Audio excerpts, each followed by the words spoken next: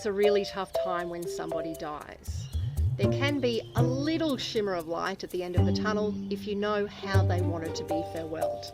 Hello, my name is Lisa Herbert from the bottom drawer book, The After Death Action Plan. Carly Dalton is an independent funeral director in Melbourne. Let's talk about the gift of preparation. I wanted to ask you about the perfect client for you, if there is such a thing. And I would assume that that client knows what they want. They've had that discussion with their loved one. So how important is it, do you think, that pre-planning or that discussion between loved ones? It could be not plan the whole thing, but it might just simply be, you know what, I think I want to be cremated and I want my ashes to go in the ocean. That's something as simple as that. How does that help you and the family? I think there's a couple of things. The perfect client is obviously someone who's given some thought. And even if it is simply as, you know, I really want to be cremated. I really want just a cardboard coffin, and I really just, and, you know, do that. I don't want to be viewed and have a party afterwards. They're really clear, because I can tell you, if you don't have even a broad brush plan and, you know, your loved ones are there, they're in a world of trouble. And it's, you know, I can give them all the ideas, but they've still got to land on something that they feel is appropriate for you.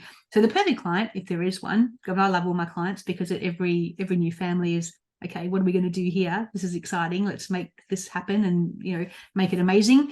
But I think that the perfect client is someone who has actually put some thought into it, because then we can really go, all right, here's a couple of dot points, but let's expand on that and really, you know, see how much, bring it to life, you know, for the person. But we've had people who are in their 90s, and, you know, that person was married to a cemetery owner and they still had not considered their own funeral. And so when they died, the kids go, we didn't know, we never asked Mum what she wanted. I said, but she married a cemetery owner founder.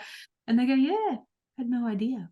But look, it's, you know, to me, that I don't mind, because it means we have to take a few more days to decide what we want to do. But I think from what is good practice, I would say, and I say this to everyone, regardless of whatever age you are, make a plan, write it down, and give it to your loved ones. If something was to happen to me tomorrow and got run over by a bus, this is what I wanted.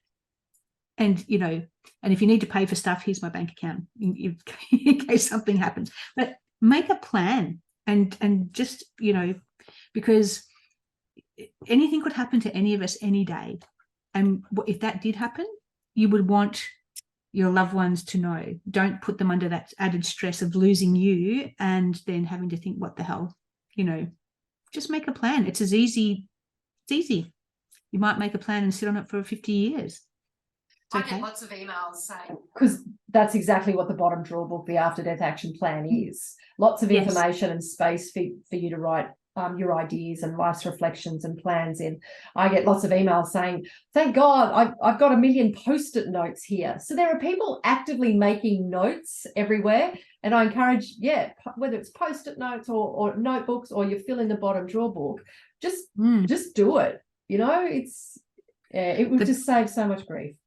The best example I could give of this was a funeral we did a few years ago, and this man, he put this folder together, and the folder was he labeled it "Because I Love You," and in there he had his will, his wishes, what he wanted to wear at his funeral, what sort of coffin, what he wanted to happen at the funeral, his music, what he wanted done with the ashes, all the passwords to everything, the will, everything else, like just basically, and his life insurance, superannuation details, everything.